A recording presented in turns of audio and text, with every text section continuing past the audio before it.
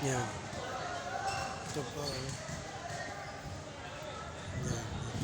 Dito pa po sa barangay. Namin sa labas. Ito po yung barangay namin. Yan.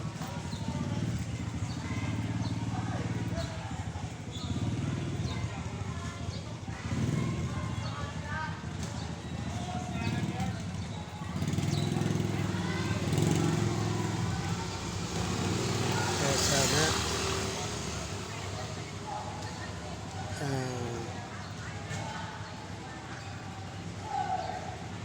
nagkaroon pa sana ako ng pera para pang-suporta sa kanila at pang-suporta rin sa estudyante ko. Yung anak ko kasi nag-aaral high school, grade 12 na. Kailangan ko ng pera kasi mag-graduate na siya ng grade 12 ngayon. Sunod pasukan magka-college na siya. Kaya sana magkaroon pa ako ng pera na para may panggastos po ako. May suporta sa pamilya ko. Sa pagkain, sa mga gastusin sa bahay, tubig at ilaw. Tapos kailangan din po namin ng pambili ng bigas.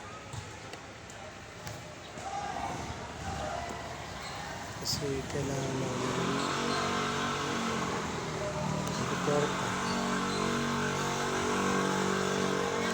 Kasi sahod ko, minsan kinukulang po kami. Dahil may bayaran po ako ng bahay. Yung bahay kasi namin, yung lote, binabayaran na po namin yan. Kaya lang, kulang ako ng tama-tama lang pambayad ng bahay. At minsan kinukulang po ko sa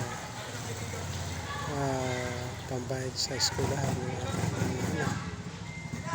At dalawa kasi nag-aaral ko, isang kinder at isang high school.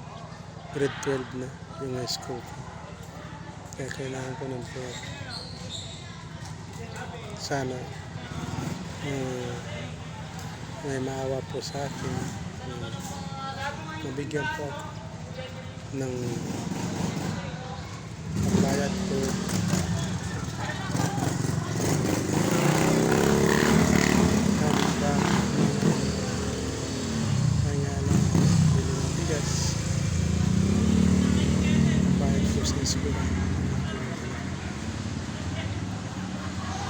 Kaya kung meron na sa akin,